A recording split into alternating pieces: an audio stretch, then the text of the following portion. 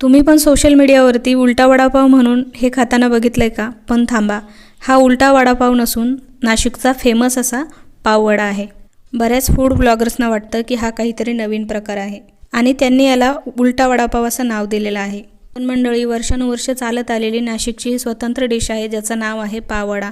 पाववडा आणि वडापावमधील फरक सांगते। वडापावमध्ये बटाट्याचा गोळा स्वतंत्र करून तेलामध्ये तळून तो पावमध्ये नंतर ठेवला जातो आणि पाववड्यामध्ये जी तयार केलेली भाजी असते ती पावमध्ये कट करून भरून नंतर त्याला बेसनाची कोटिंग देऊन तळल्या जाते। हा दोन्ही पदार्थांमधला फरक आहे।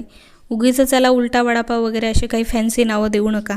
हा नाशिकचा पाववडा आहे, बनवायला एकदम सोपा आहे आणि खायला देखील छान लागतो। एक वेळ या पद्धतीने नक्की ट्राय करा। आणि तुम्हाला हे माहीत होतं का याला पाववडा म्हणतात की वडापाव? हे कमेंट करून नक्की कळवा। आणि तुम्ही जरी रेसिपी नाशिकमधून बघत असाल तर तुम्हाला नक्कीच लक्षात येत असेल की ही उलटा वडापाव नसून पाववड्याची रेसिपी आहे। चला तर मग कशी वाटली रेसिपी नक्की कमेंट करून कळवा आणि तुम्ही ही रेसिपी कुठून बघताय हे देखील सांगायला विसरू नका। आता हा छान कट करायचा आणि हिरवी चटणी, लाल चटणी ज्याच्यासोबत तुम्हाला आवडेल त्यासोबत एन्जॉय करा। रेसिपी थोडी जरी आवडली असेल तर नक्की लाईक करा आणि नवीन रेसिपीजसाठी फॉलो करा।